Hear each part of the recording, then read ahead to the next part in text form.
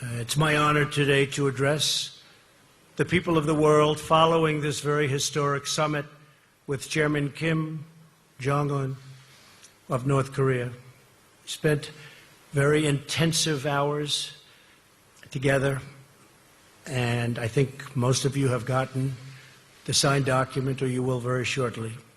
It's very comprehensive. It's going to happen. I stand before you as an emissary of the American people to deliver a message of hope and vision and a message of peace. Let me begin by thanking our incredible hosts in Singapore, especially Prime Minister Lee, friend of mine. This is a country of profound grace and beauty, and we send our warmest wishes to every citizen of Singapore who really made this visit so important and so pleasant, despite all of the work and all of the long hours. I also want to thank President Moon of South Korea. He's working hard. In fact, I'll be speaking to him right after we're finished. Prime Minister Abe of Japan, friend of mine, just left our country, and he wants what's right for Japan and for the world. He's a good man. And a very special person, President Xi of China, who has really closed up that border. Maybe a little bit less so over the last couple of months, but that's okay.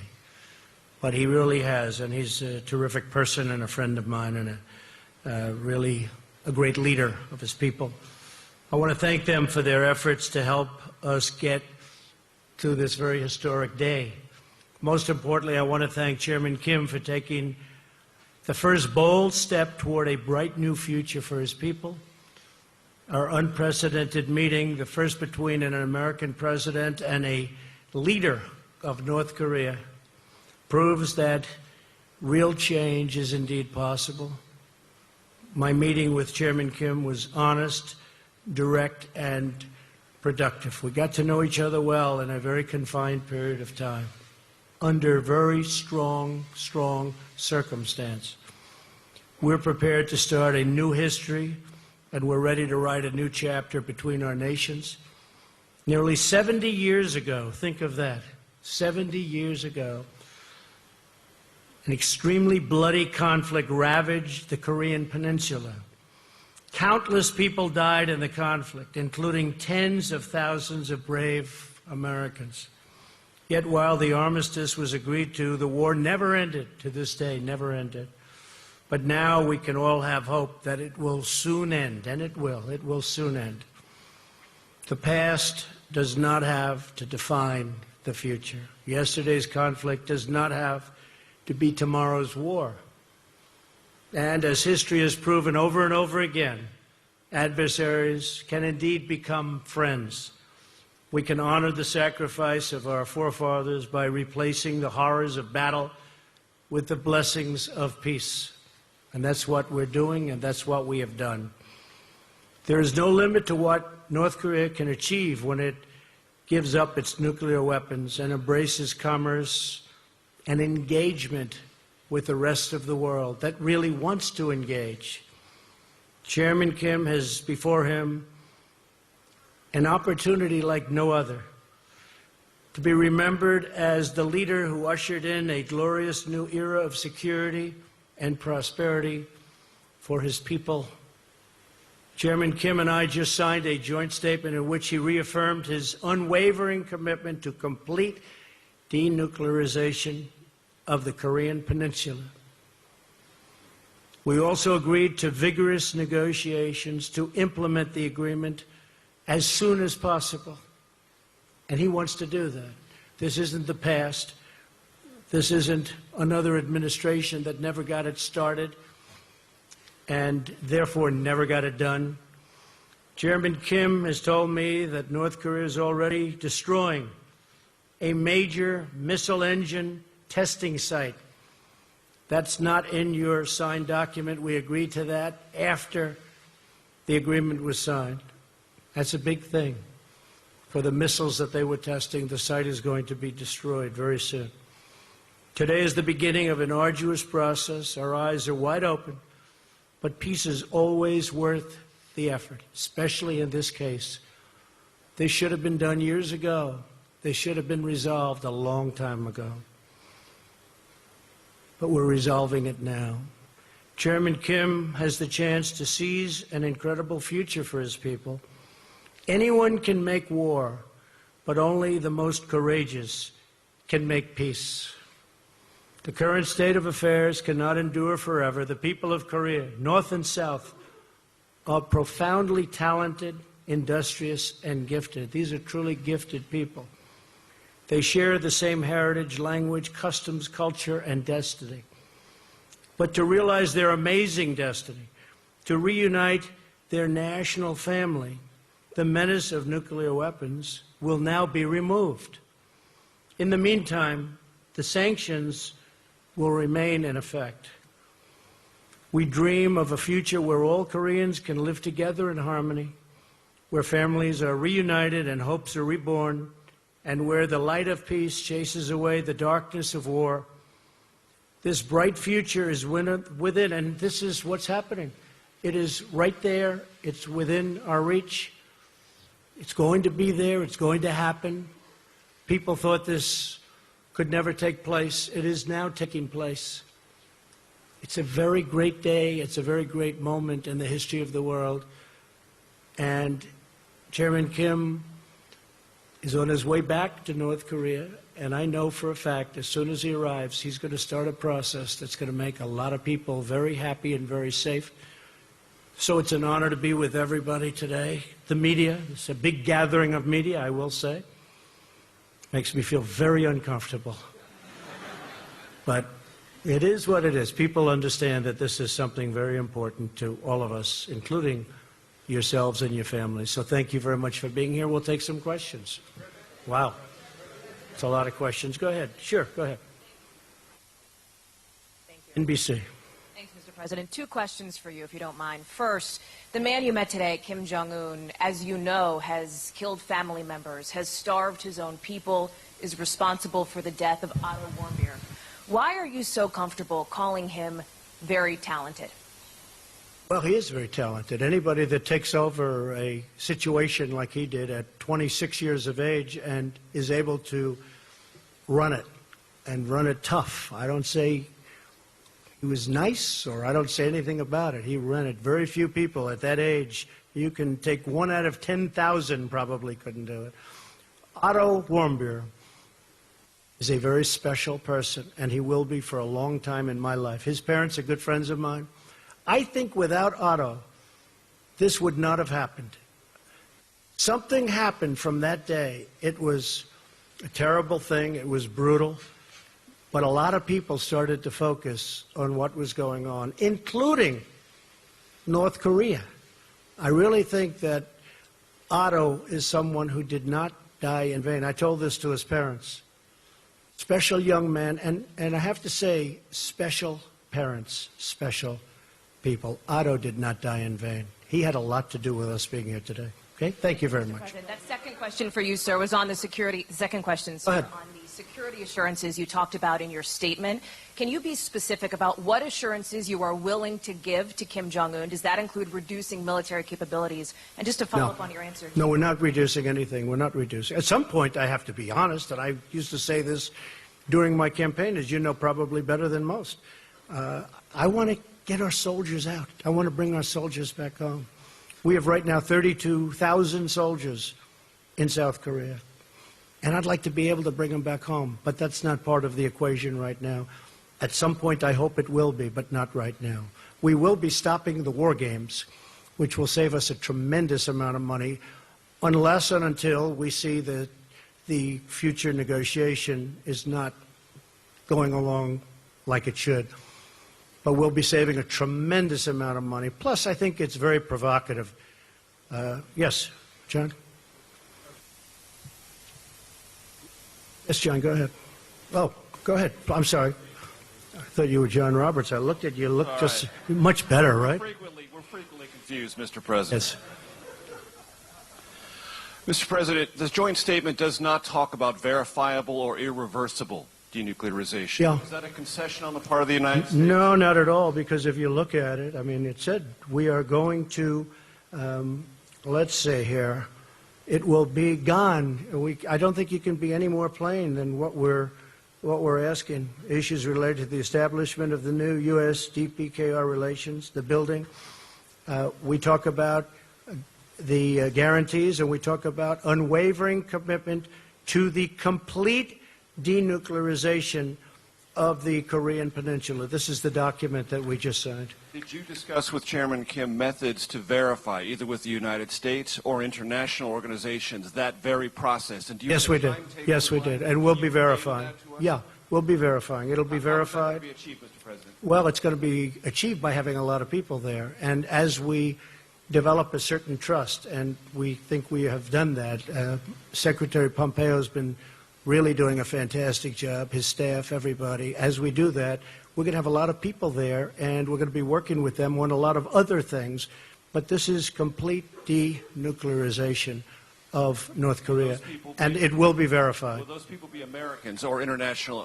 Combinations of both. Combinations of both. And we have talked about it, yes. Yeah, go ahead.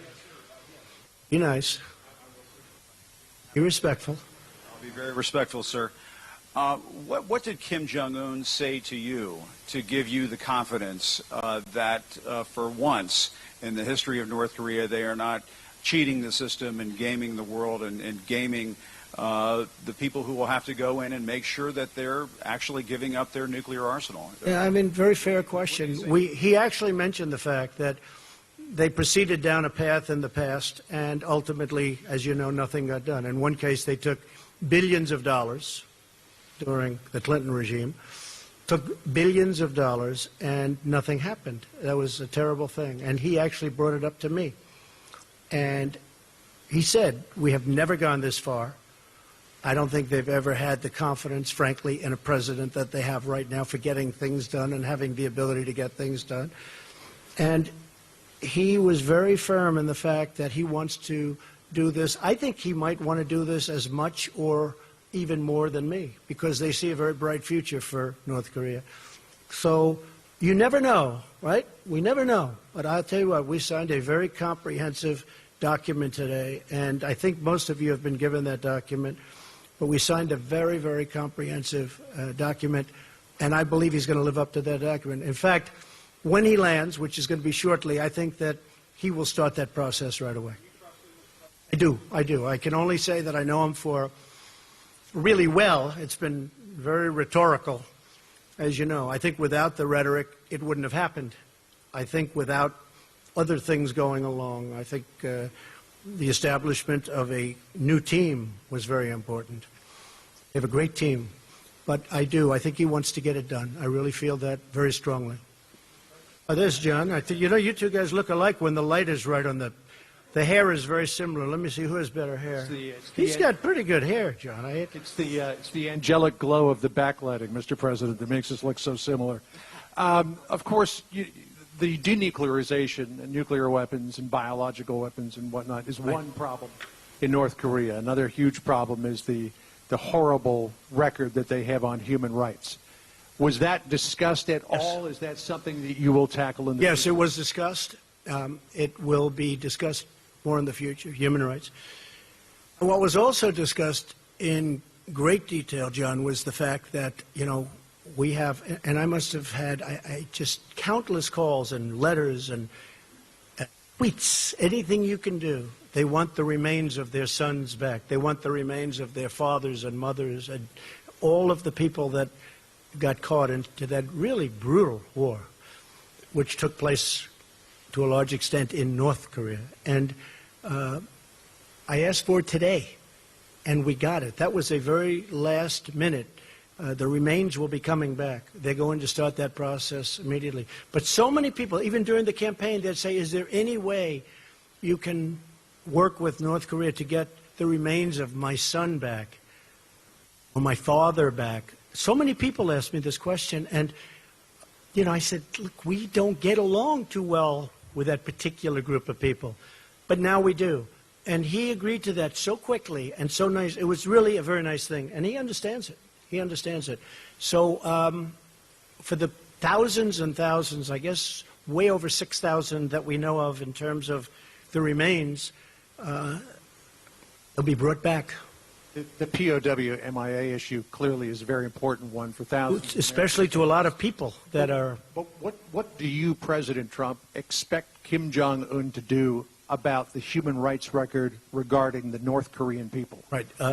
It was discussed. It was discussed relatively briefly compared to denuclearization. Well, obviously, that's where we started and where we ended. But they will be doing things, and I think he wants to do things. I think he wants to. You'd be very surprised. Very smart, very good negotiator, wants to do the right thing. You know, he brought up the fact that in the past they took dialogue far. They never were like we are. There's never been anything like what's taken place now. But they went down the line. Billions of dollars were given, and, you know, the following day the nuclear program continued. But this is a much different time, and this is a much different president, in all fairness. This is very important to me. This was perhaps one of the reasons that I won. I campaigned on this issue, as you know very well, John. Okay, whoever those people are, I cannot see you with all the lights, but you don't look like either of the two. Yeah, go ahead. Sure, go ahead. Thank you, Mr. President. And first of all, congratulations. Thank you very much. Appreciate it. Did you touch on the issue of peace treaty, and also will you travel to Pyongyang anytime soon? Well, at a certain time I will. I said that will be a day that I look very much forward to at the appropriate time. And I also will be inviting Chairman Kim at the appropriate time to the White House. I think it's really going to be something that will be very important. And he has accepted. I said at the appropriate time. We want to go a little bit further down the road. But what we signed today was a lot of things included. And then you have things that weren't included that we got after the deal was signed. I've done that before in my life. And we didn't put it in the agreement because we didn't have time. And I think most of you have been handed out the agreement or soon will. But oh, you have not? Okay. Well, if you could have those agreements passed out. We just finished them just a little while ago. But if you could have the agreements passed out, you'll see what we're talking about. Yes, sir. Go ahead. I want to second the congratulations, President. Thank you. What part did Japan play, and did the abduction issue come up? And yes. Also, the fate of the Christians. And the follow-up question is, when will you be doing an interview with Japanese TV? 50,000 American troops are in Japan. That's true. Again. 50,000 great troops, that's true. Yeah, it did. Abduction, absolutely. This Prime Minister Abe's, one of his, certainly, other than the whole denuking subject, certainly his, I would say, his main point. And I brought it up, absolutely, and they're going to be working on that. It will be. We didn't put it down in the document, but it will be worked on. Christians, yes, we brought it up very strongly. You know, Franklin Graham spent and spends a tremendous amount of time in North Korea. He's got it very close to his heart. It did come up, and things will be happening. Okay? Thank you. Great question. Yes, John, go ahead.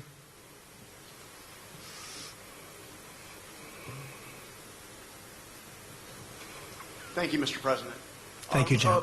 Returning to the question of human rights, you spoke very powerfully on the issue during your State of the Union address. Right. You showed that you had the defector in the First Lady's box with the crutches who escaped. And you, at that point, said that North Korea has more brutally oppressed its people than any other regime on earth.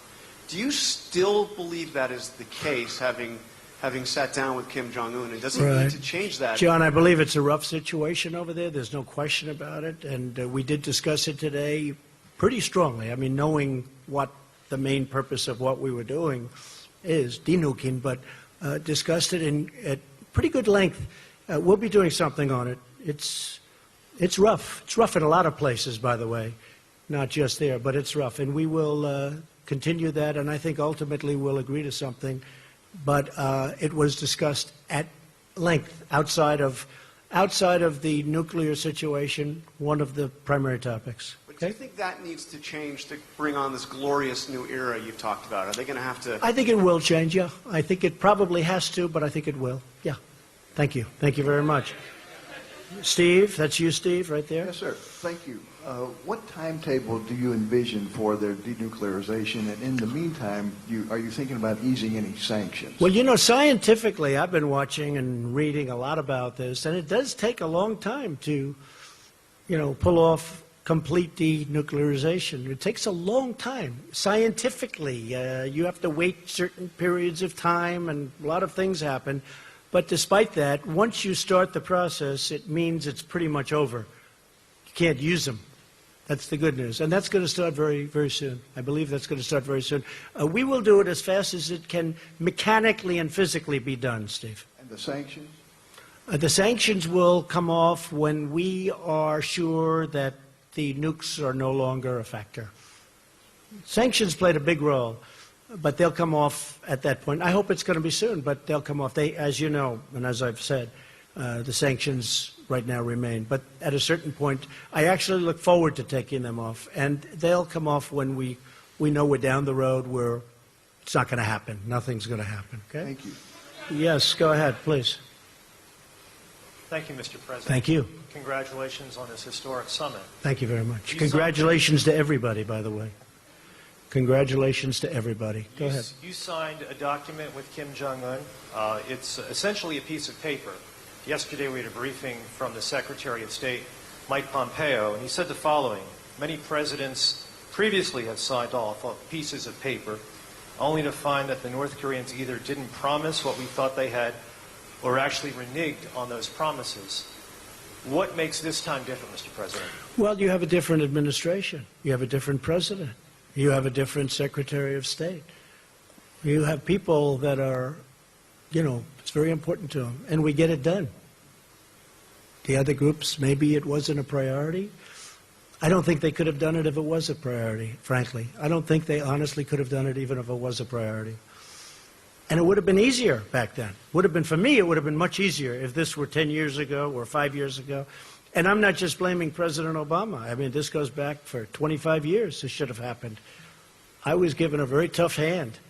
I was given this. I was given the Iran deal and plenty of other problems. But we're doing really well. And the Iran deal, I have to be honest, I did it because nuclear is always number one to me. Nuclear is number one. But on the Iran deal, I think Iran is a different country now than it was 3 or 4 months ago. I don't think they're looking so much to the Mediterranean. I don't think they're looking so much at Syria like they were with total confidence. I don't think they're so confident right now. But I hope, with that being said, I hope that at the appropriate time, after these sanctions kick in, and they are brutal, what we've put on Iran, I hope that they're going to come back and negotiate a real deal, because I'd love to be able to do that. But right now it's too soon for that. Yes, please. Mr. President, you also talk about establishing diplomatic relations, exchanging ambassadors. How long before that happens? Good question. Hopefully soon, but we'll have to get things moving first. A little bit early for that. We have to get things moving. Yes, go ahead. Hi. Can you clarify when you said you're stopping war games? So you are stopping the military exercises with South Korea? Yeah, we've done exercises for a long period of time working with South Korea. And we call them war games, and I call them war games, and they're tremendously expensive. The amount of money that we spend on that is incredible. And South Korea contributes, but not 100%, which is certainly a subject that we have to talk to them about also. And that has to do with the military expense and also the trade. So we're doing that. We actually have a new deal with South Korea in terms of the trade deal. But we have to talk to them. We have to talk to many countries about treating us fairly. But the war games are very expensive. We pay for a big majority of them. We fly in bombers from Guam. I said it when I first started. I said, where do the bombers come from? Guam, nearby. I said, oh, great, nearby. Where's nearby? 6.5 hours. 6.5 hours, that's a long time for these big, massive planes to be flying to South Korea to practice and then drop bombs all over the place and then go back to Guam. I know a lot about airplanes. It's very expensive. And I didn't like it. And what I did say is, and I think it's very provocative. I have to tell you, Jennifer, it's a very provocative situation. When I see that, and you have a country right next door. So under the circumstances that we're negotiating a very comprehensive, complete deal, I think it's inappropriate to be having war games. So number one, we save money a lot. And number two, it really is something that I think they very much appreciated. Does North Korea give you something in return, though? Well, we've gotten, I've heard that. I mean, some of the people that, I don't know, maybe they really mean it. I don't always want to go against the press because I just don't, especially not today. This is too important. But I noticed that some of the people were saying that the president has agreed to meet. He has given up so much. I gave up nothing. I'm here. I haven't slept in 25 hours, but I thought it was appropriate to do because we've been negotiating for literally round the clock with them and with us and with John and with Mike and a whole team of very talented people. But we haven't given up anything other than, you're right, I agreed to meet. And I think the meeting was every bit as good for the United States as it was for North Korea. But I just wrote down some of the things we got. And they got a meeting. But only a person that dislikes Donald Trump would say that I've agreed to make a big commitment. Sure, I've agreed to take a period of time and come here and meet, and that's good. But I think it's great for us and as a country, and I think it's good for them. But what did they do to justify this meeting? Secured commitment for complete denuclearization. That's the big thing. They secured the release of 3 American hostages. They already gave them to us 2 months ago. These people are now living happily back in their homes with their families, and it was pretty rough for them, to put it mildly. Secured the commitment to recover the remains, including, these are of fallen heroes. And they're giving a commitment. They're starting it immediately to recover the remains. And I just went through how many people asked me about it. I was amazed, actually. So many people would ask me, is it possible? Is it possible? At that time, we had no relationship to Chairman Kim or to anybody else in North Korea. It was a very closed society. So we're getting the remains back. Secured the halt of all missile and nuclear tests. For how long has it been? 7 months? You haven't had a missile go up. For 7 months, you haven't had a nuclear test. You haven't had a nuclear explosion. I remember a nuclear event took place, 8.8 in the Richter scale. And they announced, I heard it on the radio, they announced that a massive, earthquake took place somewhere in Asia. And then they said it was in North Korea, and then they found out it was a nuclear test. I said, I never heard of a Richter scale in the high 8s. And if you look, there has been no missile launches. They've blown up their missile area. That's going to take place. That has not been written into the contract. We're going to give you the exact details on that. But they secured a halt of all missiles and of all nuclear tests. They secured the closure of their single primary nuclear test site, all 3 of them. They're in an area that's common around each other. They secured the closure. They secured the commitment to destroy the missile engine testing site. That was not in your agreement. I got that after we signed the agreement. I said, do me a favor. You've got this missile engine testing site. We know where it is because of the heat. It's incredible the equipment we have, to be honest with you. I said, can you close it up? You're going to close it up. We maintain the ability to continue to apply sanctions. So we're applying sanctions. Now, I had 300 sanctions that I was getting ready to put on last week, and I said, I can't really put on sanctions when I'm meeting with, I thought it would be very disrespectful. 300 very big ones, powerful ones. And I said it would be disrespectful. So, Jennifer, when you look at all of those things that we got, and when we got our hostages back, I didn't pay $1.8 billion in cash, like the hostages that came back from Iran, which was a disgraceful situation, what took place. So we've gotten a lot. So when I hear somebody in the media say that President Trump has agreed to meet. Like, it's not a big deal to meet. I think we should meet on a lot of different topics, not just this one. And I really believe a lot of great things can happen. Yes, go ahead, please. Sir, you just listed off a lot of things that you say you got in this meeting. It wasn't too long ago, though, that you said you defined success of this meeting by North Korea giving up its nuclear weapons. Well, that's what they're doing. Well, can you talk about how? Sure, how that's you, what they're doing. well, I mean, I don't think yeah. Kim Jong-un for a complete, verifiable, irreversible. Yeah, I didn't honestly. And can you say why Right. you didn't secure those details in this agreement? Because there's no time. I'm here one day. We're together for many hours intensively, but the process is now going to take place. And I would be surprised, Mike, if they haven't even started already. They have started. They blew up their sites. They blew up their testing site. So, but I will say, he knew prior to coming. You know, this wasn't like a surprise. It wasn't like we'd never discussed it. We discussed it. Mike discussed it very strongly with his counterpart in North Korea. They knew that this was, let's say they didn't agree to that, I couldn't sign any agreement. There was no agreement that could have been signed. So they understood that. And it wasn't a big point today because really this had been taken care of more than any other thing because it was all about this. This has been taken care of before we got here. So when we brought that up today, you see the language, it's very strong. It's in the document. Yes, ma'am. Thank you, Mr. President. Could you talk about the military consequences for North Korea if they don't follow through on the commitments that you're talking about? Well, I don't want to talk. Yeah, I know. That's a tough thing to talk about because I don't want to be threatening. I don't want to be threatening. They understood that. And you've seen what was perhaps going to happen. And, you know, Seoul has 28 million people. We think we have big cities. You look at New York where it has 8 million people. We think it's a big city. Seoul has 28 million people. Think of that. And it's right next to the border. It's right next to the DMZ. It's right there.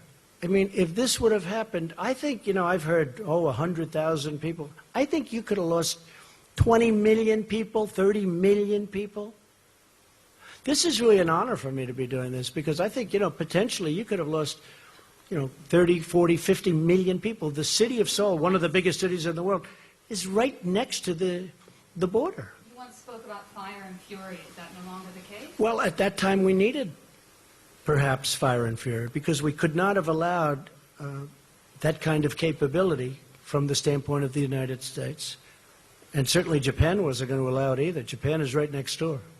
One more thing. Mr. President, could you tell us about the video that you showed before this? Yeah. And could you show that to Kim? What was the goal Today. there? Yeah. We had it made up by some, I hope you liked it. I thought it was good. I thought it was interesting enough to show. One in English and one in Korean. And we had it made up. I showed it to him today, actually during the meeting, toward the end of the meeting. And I think he loved it. They were given, we didn't have a big screen like you have the luxury of having. We didn't need it because we had it on a cassette and an iPad, and they played it. And about 8 of their representatives were watching it, and I thought they were fascinated by it. I thought it was well done. I showed it to you because that's the future. I mean, that could very well be the future. And the other alternative is just not a very good alternative. It's just not good. But I showed it because I really want him to do something. Now, I don't think I had to show it because I really believe he wants to. I think he wants to get it done. Yes, go ahead. How's Staten Island Ferry doing, okay? He wrote the best story about me with the Staten Island Ferry, and after that he's never written a good story. I don't know what happened. It's a long time ago. Mr. President, it's been a busy week for you on the international stage. You're leaving this summit here in Singapore having determined that Kim Jong-un is a talented man. You left the G7 summit a few days ago in Canada having determined that Prime Minister Trudeau is weak and dishonest. What do you say to America's allies who worry that you might be jeopardizing our long-term alliances and who worry that you might be treating our historic friends as enemies and our historic enemies as friends? Well, first of all, I think it's a very fair question. I had a very good meeting with the G7. and I left the meeting, and I'll be honest, we are being taken advantage of by virtually every one of those countries, very, very seriously. Now, the United States, because of bad management at the top, because of presidents that didn't care about trade or didn't understand it or whatever reason, for many years, with China being obviously the most successful at it, but the European Union is second, 151 billion we lost. They were represented at the meeting. And we're being taken advantage of on trade. Canada does have very big advantages over us in terms of trade deficits. We have a big trade deficit with Canada. I was reading where, it's actually a surplus. Not a surplus. It's either 17, but it could actually be 100. You know, they put out a document. I don't know if you saw it. They didn't want me to see it, but we found it. Perhaps they were trying to show the power they have. It's close to $100 billion a year loss with Canada. They don't take our farm products, many of them. They charge what was 270%, but somebody told me the other day that a few months ago they raised it to 295% for dairy products. And it's very unfair to our farmers, and it's very unfair to the people of our country, the workers, the farmers, the companies. And we are not able to trade. They have tremendous barriers up. They have tremendous tariffs. So when I put in a countervailing tariff just to get us up a little bit so the balance isn't so much, it's like this. They said, oh, that's so terrible. I said, what's terrible? We have to catch you a little bit. We have to have a little balance. Even if it's not complete, we have to have a little balance. I say this with many countries. Anyway, we finished the meeting. Really, everybody was happy. And I agreed to sign something. I asked for changes. I demanded changes, and those changes were made. In fact, the picture with Angela Merkel, who I get along with very well, where I'm sitting there like this, that picture was, we're waiting for the document because I wanted to see the final document as changed by the changes that I requested. That was a very friendly, I know it didn't look friendly, and I know it was reported like sort of nasty both ways. I was angry at her. Actually, we were just talking, the whole group, about something unrelated to everything, very friendly, waiting for the document to come back so I could read it before I leave. Anyway, I left and it was very friendly. When I got onto the plane, I think that Justin probably didn't know that Air Force One has about 20 televisions. And I see the television, and he's giving a news conference about how he will not be pushed around by the United States. And I say, push him around. We just shook hands. It was very friendly. Look, countries cannot continue to take advantage of us on trade. The numbers are out. Over the last couple of years, and over the last many years, but over the last couple of years, this country has lost $800 billion on trade with other countries, the biggest one being China. $800 billion. $151 billion with the European Union. They don't take our agricultural products, barely. They don't take a lot of what we have, and yet they send Mercedes into us. They send BMWs into us by the millions. It's very unfair. And it's very unfair to our workers, and I'm going to straighten it out, and it won't even be tough. Okay? Thank you. Go ahead. Go ahead.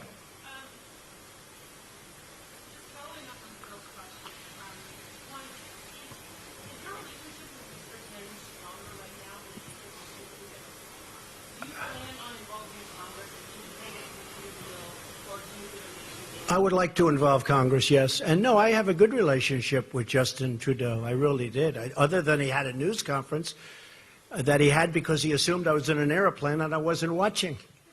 He learned that's going to cost a lot of money for the people of Canada. He learned. You can't do that. You can't do that. We left. We had a very good relationship. I've had a good relationship with Justin. I have a good relationship with all. I have a very good relationship with Angela Merkel. But on NATO, we're paying 4.2%. She's paying 1% of a much smaller GDP than we have. We're paying 4.2% on a much larger. We're paying for, I mean, anyone can say from 60 to 90% of NATO.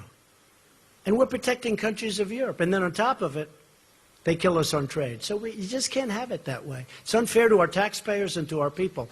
But no, I have a good relationship with Justin, and I have, I think, a very good relationship with Chairman Kim right now. I really do. I think, I hope it's good, because if it is, we're going to solve a very big problem. I think we've gone a long way to solving it today. Should we keep going for a little while?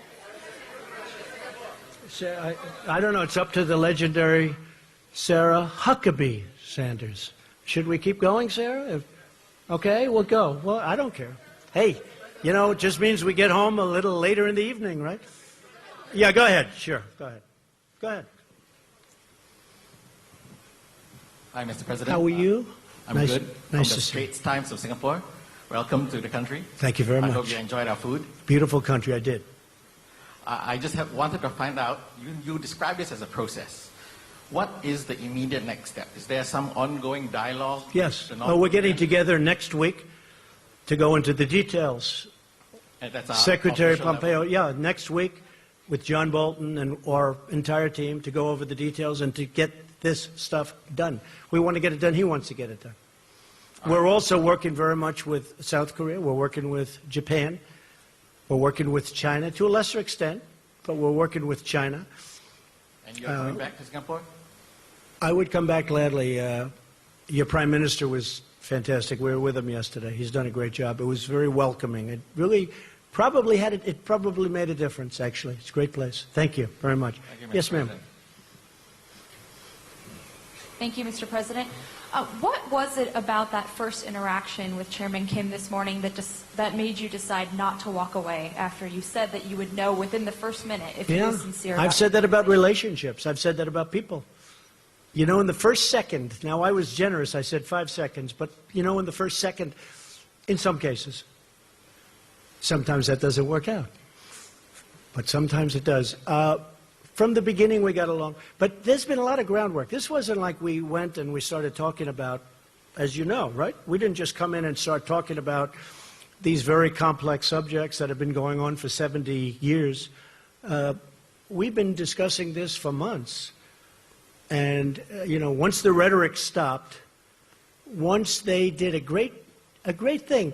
You know, North Korea did a great thing by going to the Olympics, because the Olympics, and President Moon will tell you this, the Olympics was not exactly doing great. People didn't feel like being bombed out of the opening ceremonies. You know, they weren't exactly selling tickets. And as soon as the Chairman Kim, said, let's participate in the Olympics, it sold like wildfire and was a great success as an Olympics. It was a great success. He did a great thing. But since that time, pretty much since that time, because as you know, a delegation came from South Korea who had just met with North Korea. They came to the White House. They told me lots of things, including the fact that they'd be willing to de-nuke. We have one of their great people here today, that they were willing to de-nuke. And once that started, we have been really talking about that from the end of the Olympics, when the whole delegation came to say various things, including denuking. If I may, a second question. In the document that you signed earlier today, North Korea agreed to commit to denuclearization. To borrow a phrase that you have used to criticize your predecessors and political opponents, how do you ensure that North Korea is not all talk, no action? Well, I think, can you ensure anything? Can I ensure that you're going to be able to sit down properly when you sit down? I mean, you can't ensure anything. All I can say is they want to make a deal. That's what I do. My whole life has been deals. I've done great at it. And that's what I do. And I know when somebody wants to deal, and I know when somebody doesn't. A lot of politicians don't. That's not their thing. But it is my thing. I mean, again, this really could have been done, I think, easier a long time ago. But I know I just feel very strongly, my instinct, my ability or talent, they want to make a deal. And making a deal is a great thing for the world. It's also a great thing for China. Because I can't imagine that China is happy with somebody having nuclear weapons so close. So, China was very helpful. So I think he wants to make a deal. Can anybody be certain?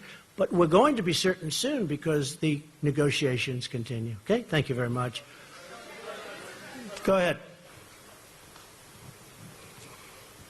You mentioned that you have raised extensively the issue of human rights with Chairman Kim. I wonder what you would say to the group of people who have no ability whatsoever to hear or to see this press conference, the 100,000 North Koreans kept in a network of gulags. Have you betrayed them by legitimizing the regime in Pyongyang? No, I think I've helped them because I think things will change. I think I've helped them. There's nothing I can say. All I can do is do what I can do. We have to stop the nuclearization. We have to do other things, and that's a very important thing. So at a certain point, hopefully you'll be able to ask me a much more positive question or make a statement. But not much I can do right now. At a certain point, I really believe he's going to do things about it. I think they are one of the great winners today, that large group of people that you're talking about. I think ultimately they're going to be one of the great winners as a group. Yes, sir, go ahead. Go ahead. Yeah. Would you ever consider removing the sanctions without significant improvement in the human rights situation? No, I want significant improvement. I want to know that it won't be happening. And again, once you start that process, there'll be a point at which, even though you won't be finished for a while because it can't happen scientifically or mechanically, but you're not going to be able to go back. You know, once we reach that point, I'll start to give that very serious thought. Yes, go ahead. Go ahead. Go ahead. You first. Mr. President, did you also discuss the cost of denuclearization and how North Korea is about to foot the bill while the crippling sanctions remain in place from Southeast Asia, Singapore? Well, I think that South Korea and I think that Japan will help them very greatly. I think they're prepared to help them. They know they're going to have to help them. I think they're going to help them very greatly. We won't have to help them. The United States has been paying a big price at a lot of different places, but South Korea, which obviously is right next door, and Japan, which essentially is next door, they're going to be helping them, and I think they're going to be doing a very generous job and a terrific job. So they will be helping them. And yes, ma'am, go ahead, behind, yes. Thank you, Mr. President. Thank you. I'd like to follow up on Steve's question. He asked you how long it would take to denuclearize the Korean Peninsula. You said a long time. What does that mean? Well, I don't know when you say a long time. I think we will do it as fast as it can be done scientifically, as fast as it can be done mechanically. I don't think, I mean, I've read horror stories. It's a 15-year process, okay? Assuming you wanted to do it quickly, I don't believe that. I think whoever wrote that is wrong. But there will be a point at which, when you're 20% through, you can't go back. I had an uncle who was a great professor for, I believe, 40 years at MIT, and I used to discuss nuclear with him all the time. He was a great expert. He was a great, brilliant genius, Dr. John Trump at MIT. I think he was there 40 years, I was told. In fact, the head of MIT sent me a book on my uncle. But we used to talk about nuclear. You're talking about a very complex subject. It's not just like, oh, gee, let's get rid of the nukes. It takes a period of time. But the main period of time that I'm talking is that first period. When you hit a certain point, you can't go back. It's very hard to go back. And how long will that take? Oh, we don't know, but it'll go pretty quickly. Go ahead. Sure. Thanks, Mr. President. I wanted to ask again on the sanctions campaign. You alluded at the very beginning that the Chinese are not doing as great a job securing the border as they were before. You expressed, some doubts when Kim went to see President Xi. The Russian foreign minister was in Pyongyang and said there shouldn't be any sanctions while these negotiations are underway. And the South Koreans are now talking about restoring some form of trade. So with all of those players appearing to be moving toward eroding sanctions, how can you keep the sanctions regime in place? What leverage do you have on these countries? Well, I think we have a lot of leverage. I think we have tremendous leverage. I do believe that China, despite my relationship with President Xi, a man who I told you I have great respect for and like also a lot, we're having very tough talks on trade. And I think that probably affects China somewhat, but I have to do what I have to do. And I think over the last 2 months, the border is more open than it was when we first started. But that is what it is. We have to do it. We have a tremendous deficit in trade, commonly known as a trade deficit. We have a tremendous deficit in trade with China. We have to do something about it. We can't continue to let that happen. And I think that has had an impact on my relationship in terms of the border. I don't think it has a relationship, I don't think it affects my feeling or my relationship to President Xi, but when we first started, we weren't ready to go that route.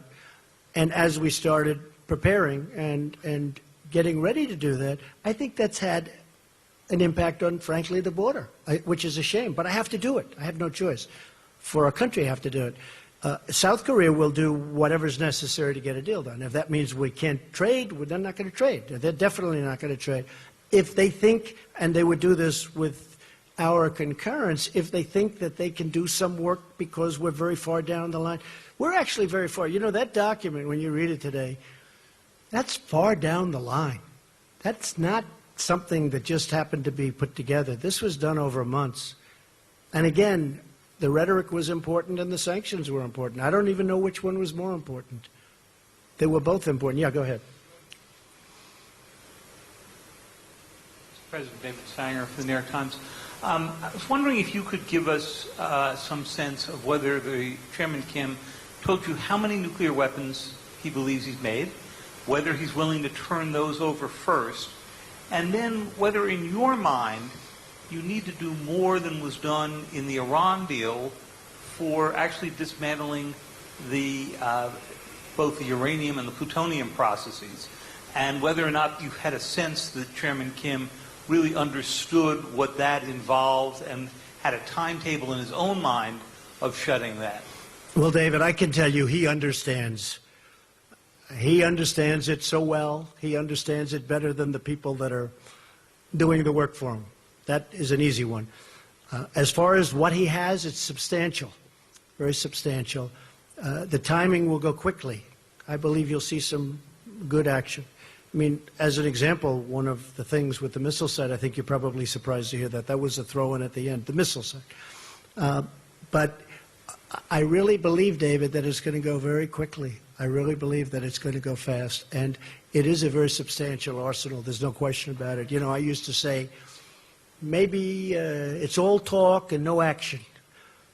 But we have pretty good intelligence into that, although probably less there than any other country. You understand that maybe better than anybody in the room. Probably less there than any other country, but we have enough intelligence to know that what they have is very substantial. This is why, David, I always say that this shouldn't have taken place so late into the process. Wouldn't this have been better if it was 5 years ago or 20 years ago or 15 years ago and we didn't have to worry about not having a successful meeting like today? So, and I still love my first interview with you, David. I still have that interview, actually. Yeah, go ahead. Thank you. My question is, if there is a second summit, if there is a second summit with Chairman Kim Jong-un, will it be in Pyongyang or Washington? We haven't set that up. We'll probably need another summit. We'll probably need, or meeting, we could use a different term. But we'll probably need another one. I will say this, we're much further along than I would have thought. I did not think we'd be here. I thought, and I've told people, I didn't want to build up people's hopes too much. I told people, I thought that this would be a successful meeting if we got along, we developed a relationship, and we could have maybe gotten to this point in 3 or 4 months from now. But it really happened very quickly. A lot of that was because of the foundation that was, put down before we met. A lot of things happened very fast. We didn't have, as an example, bringing back the remains. That was not one of the things that was on our agenda today. I brought it up at the very end because so many people had talked to me about it. And I brought it up at the very end, and he was really very gracious. Instead of saying, well, let's talk about it the next time, he said, it makes sense. We will do it. And he knew, they know where many of those incredible people are, where they're buried, along roads, along highways, along paths, usually, because our soldiers were moving back and forth and they had to move rapidly. It's very sad. But he knew, and that was brought up at the very end. And, it was really great that he was able to do it. A lot of people are going to be very happy about that. Yes, go ahead, please. Thank you, Mr. President. Thank you. Emerald Robinson, One American News. Congratulations. Thank you. Thank you for the nice way you treat us. We appreciate it. Really, it's very good. It's really beautiful what you do. Go ahead. So you... And now I'll probably get this killer question. Well, I do want to talk about the future of North Korea. It's all right. Specifically the people. Kim Jong-un is saying he's wanting a brighter future with prosperity for his people, yet we know they've lived under oppression. You showed him this video of what the future could be like. But do you have an idea specifically of the model that he would like to go towards? Economically, is he open to more economic freedom? It's a good question. So you saw a tape today, and that I think was done really well, but that was done at the highest level of future development. I told him, you may not want this. You may want to do a much smaller version of this. I mean, you're going to do something, but you may want to do a smaller version. You may not want that with the trains and the everything, you know, super, everything at the top. And maybe you won't want that. It's going to be up to them. It's going to be up to them. It's going to be up to the people what they want. They may not want that. I can understand that too. But that was a version of what could happen, what could take place. As an example, they have great beaches. You see that whenever they're exploding their cannons into the ocean, right? So I said, boy, look at that bridge. Wouldn't that make a great condo behind? And I explained, I said, you know, instead of doing that, you could have the best hotels in the world right there. Think of it from a real estate perspective. You have South Korea, you have China, and they own the land in the middle. How bad is that, right? It's great. But I told them, I said, you may not want to do what's there. You may want to do a smaller version of it, or, you know, and that could be. Although I tell you what, he looked at that tape, he looked at that iPad, and I'm telling you, they really enjoyed it, I believe. Okay? Yeah, go ahead. A couple more. Okay, we'll do 3 more. Yeah, go ahead. Go. Brian Bennett from Time Magazine. Yes, hi, Brian. Am I on the cover again this week? Boy, have I been so many covers. Entirely possible. Huh? I know. That's Do you okay. now see Kim Jong-un as an equal? In what way? You just showed a video that showed you and Kim Jong-un on equal footing in discussing the future. No, I think that I don't view it that way. See, I don't view it that way. I'll do whatever it takes to make the world a safer place. If I have to say I'm sitting on a stage, I mean, I understand what you're getting at.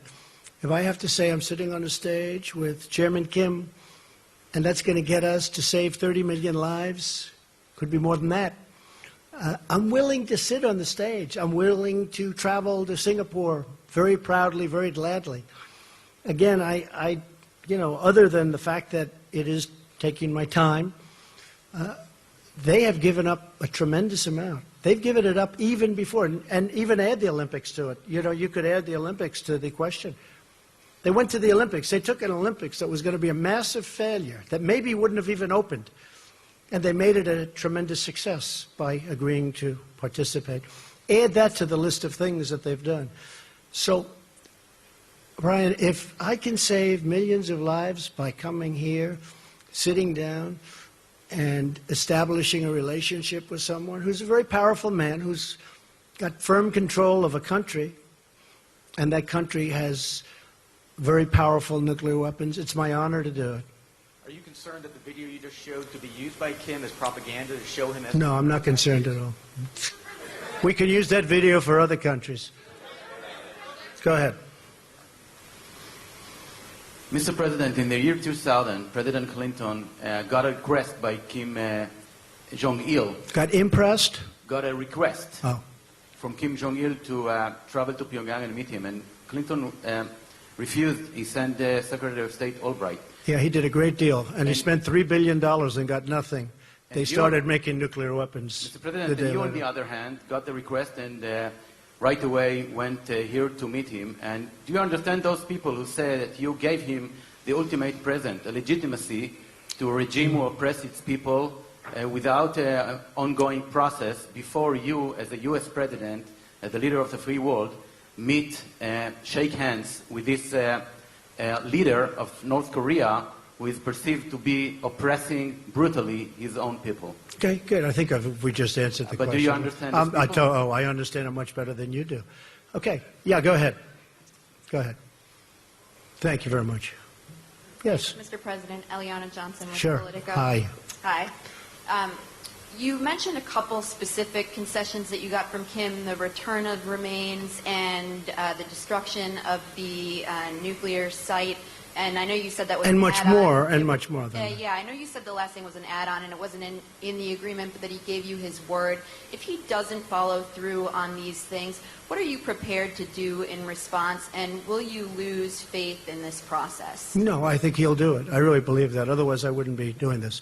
I really believe, and it was really the engine testing site, in addition to all of the other things that they've agreed to do. It was they have a very powerful engine testing site that, again, we're able to see because of the heat that it emits.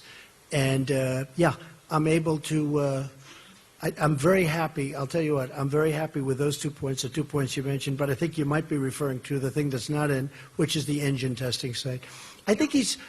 Honestly, I think he's going to do these things. I may be wrong. I mean, I may stand before you in 6 months and say, "Hey, I was wrong." I don't know that I'll ever admit that, but I'll find some kind of an excuse. Okay, one more. Come on. Yeah, go ahead. Go ahead, sure. Thanks, Mr. President. Thank you. Thank you. Jennifer Chen with Shenzhen Media Group China. I just would like to know, will you call Chinese President Xi when you come back to D.C. Yes. To discuss about achievements you made today with Yes. Chairman Kim? And I will. What's your expectation about China's role to accelerate the process to establish a long-term peace mechanism? Well, my expectation about China is that China is a great country with a great leader and a friend of mine. And I really believe that he's happy that we've made this kind of progress. And I've heard from him. But I will be calling him very shortly, maybe even before I land. Okay? And I have to say, and the United States is a great country. And we have set records economically, over $7 trillion in net worth addition to what we have. And we are almost twice the size of the economy of the United States. Nobody talks about this because you do hear a lot about China, rightfully so. But the United States now is almost twice the size of the economy of China. We have a great country, and we're on a correct path. Okay, one more, that'll be it. Oh, South Korea? Where's South Korea? I think you deserve, go ahead, go. You deserve one, yes. You deserve one.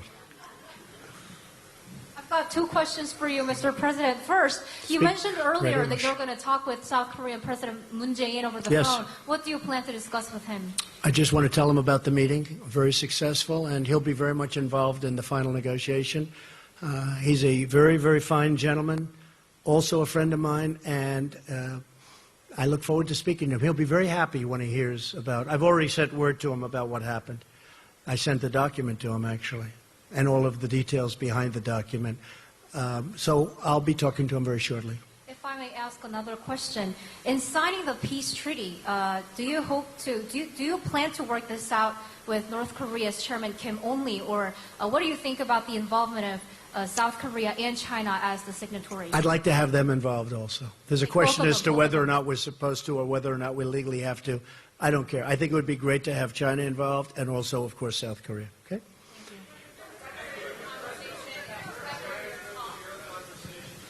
What?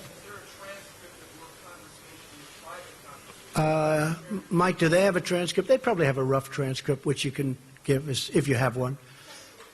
No, they didn't record it. I don't think they recorded it. Are there any recordings of it? I wish there were, because it is interesting stuff. Say it. I don't. We probably have some notes or something, but they have actually detailed notes, I would imagine. But we had a great conversation. It was a very heartfelt conversation.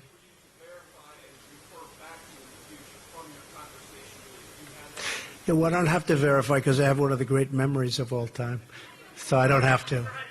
Okay. Okay. Yeah, but I don't want to discuss it. But what we did is we've had numerous discussions. We've had very important relationships established at Mike's level and other levels. In fact, a couple of people are here from, as you know, from North Korea. They're in the room. We have a few people in the back also from the room. So when we went into this final agreement, very importantly, we really didn't go in cold. We went in with tremendous relationship and tremendous knowledge, and I think that's why we got it done.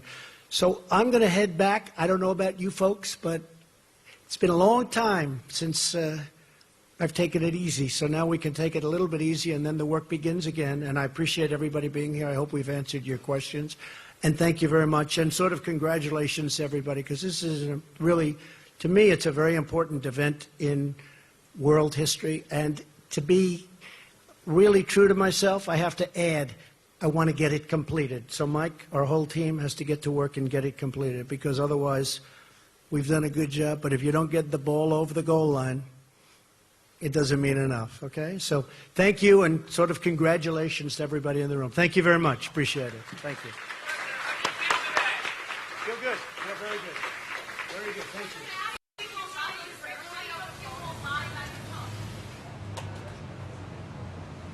That's U.S. President Donald Trump giving his press conference, quite a long press conference, which went on and on. Certainly, though, he is a very happy man today after what he considered a historic deal he reached with the DPRK side.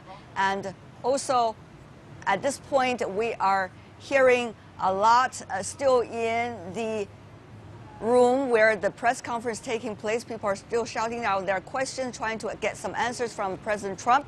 But there are several things that President Trump said that are extremely important, and we really do want to take note. One is the war will soon end. Of course, he's talking about the Korean War. He also talked about the signing of a peace treaty that he would love to involve China, the United States, South Korea, and the DPRK all in it. Also, he's been talking about stop the war games with South Korea, and he made that quite abruptly, while at the same time quite clearly. He's saying this is a very expensive project, and the United States have been paying a lot for that, and it's not the right time to do it, as the DPRK is having relatively better relations with the United States. While at the same time, though, he hesitated from saying that the United States would withdraw troops from the South Korean side, though he did mention that under certain trajectory that could be done, that will be done by the end of the day, as he said. Well, at the same time, he did mention his relationship with his counterpart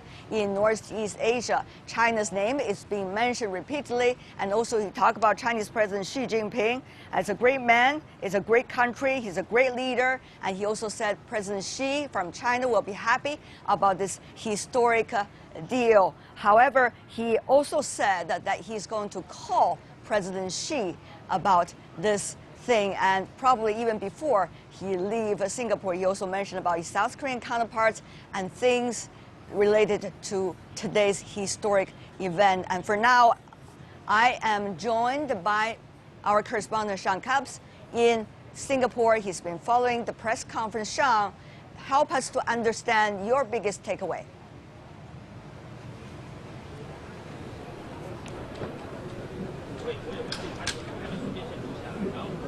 Sean, can you hear me? I'm sorry. I can just hear you now. If you can repeat the question, please. All right. Great to have you back on the program. Can you help us to understand, since you've been following the press conference throughout, some of the biggest takeaways that you have on the scene and how journalists from around the world are reacting to it? Well, I think that there was a video that I think a lot of people here are calling a propaganda video that was shown at the very start of it. It was both in Korean and in English, and Trump and his team showed that to Chairman Kim, basically where they believe the DPRK is now and where it could go in the future, meaning there was a chance to really turn the situation around in the DPRK in terms of economic gain, and that kind of set the tone. But there was really so much to take away from this, and not the least of which is U.S. President Donald Trump clearly considers this historic meeting a huge success. He was asked on a number of occasions, look, the document that you handed out, you didn't, nowhere in there does it say verifiable denuclearization. Trump took issue with that and said that's exactly what he and Chairman Kim agreed to today. And so he was asking again and again if indeed he thought down the road that if Kim Jong-un would back out of this deal, as the U.S. has accused the DPRK of in the future. He did not think that would be the case. Ask about other nations in the area, the Republic of Korea, China, Japan. Do you want to bring them into this process as well? He said absolutely. He said he could be calling President Xi Jinping on the way home as the U.S. President prepares to fly back to Washington, D.C. He's also already sent some kind of message to the president of the Republic of Korea and plans on calling him as well. A great deal at stake in all this. And they talked about, would you consider removing the punishing U.S.-led economic sanctions against the DPRK if indeed the denuclearization was not completely done. Trump talked about the fact that it is going to take a long time, and once the United States was confident and clear that this was moving forward, that denuclearization, that's a tough one, is going to be taking place, then they could ease those sanctions. And so that's something that they talked about as well. Just so much. I mean, Trump talked for more than an hour and 10 minutes. It's very difficult to cut all that down in just a few minutes, but they're clearly Trump thinks this is something very positive. He considers this a huge success. It's going to be interesting to see how the international media plays this out and the way it's played out by Congress back in the United States. Trump said he did want to involve the U.S. Congress in this process, but I think you can expect to hear pundits, you can expect to hear experts talk about the language in this agreement moving forward. I want to call it up just real quickly. All right. Read this. There are 4 parts about it, and the third part is probably the most important, where it says, quote, reaffirming the April 27, 2018 Panmunjom Declaration, the DPRK commits to work toward complete denuclearization of the Korean Peninsula. And that says works toward. There was nothing in there about verifiable, no way to talk about having any kind of inspectors go into the country. And again, you have to remember, the United States has been very critical in the past of the way the DPRK has followed through on these promises before. Trump, one final point here, Trump did say, look, I may be coming back to you in 6 months and saying, I made a mistake. He said, it's not something I usually do, but there is that possibility. Okay. He did at least entertain the possibility that that could happen. All right, Sean Caleb for us in the press room where the U.S. President Donald Trump just gave his last press conference before leaving Singapore for what he considered as a very historic agreement signed between him and his DPRK counterpart. And I'm joined once again here by Lin Tan Wai from the National University of Singapore. Thank you so much, sir, for waiting here patiently with us and watching the press conference. One of the things most important is how things will be done from now on. Concrete actions, not just the rhetorics. We heard a lot. We need to know what is going to be the next step. Next week, that's what he's talking about, President Trump. He's very clearly said that Mike Pompeo will be the leader of the team that will leave to talk to North Korea as soon as possible. He also mentioned that the task of denuclearization will start.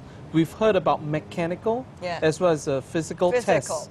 And this is probably going to be a technical issue in which his experts will work with, according to him, an international team as well as the North Koreans in order to have verification. He assures the press corps that there will be verification, that America would be able to take it to a stage where it's irreversible. And beyond a certain stage, according to him, it will not be possible for it to be reversed. And technically speaking, that's what he meant. And that's when he says sanctions will be taken off. Of course, there are a lot of long-time planning, but all of these planning needs collaboration and cooperation from different sides, whether from international community and also from different countries. This has been a very dramatic day. This has also been termed by many as a historic agreement between DPRK and the United States. A lot of things are on the paper. However, it is action that is actually all right, we're going to leave it there. Back to Beijing. Okay, thank you so much for that update. Certainly lots to digest. I'm Michael Wong in Beijing. We'll see you again in a few hours' time here on Global Business.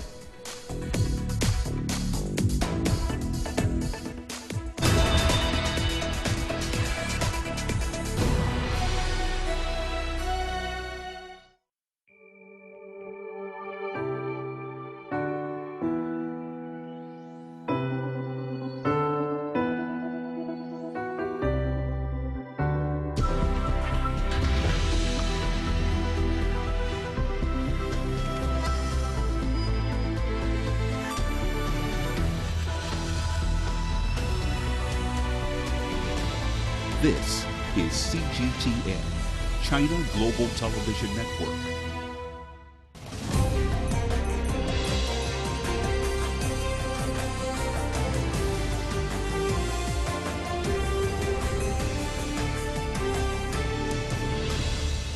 In today's Culture Express,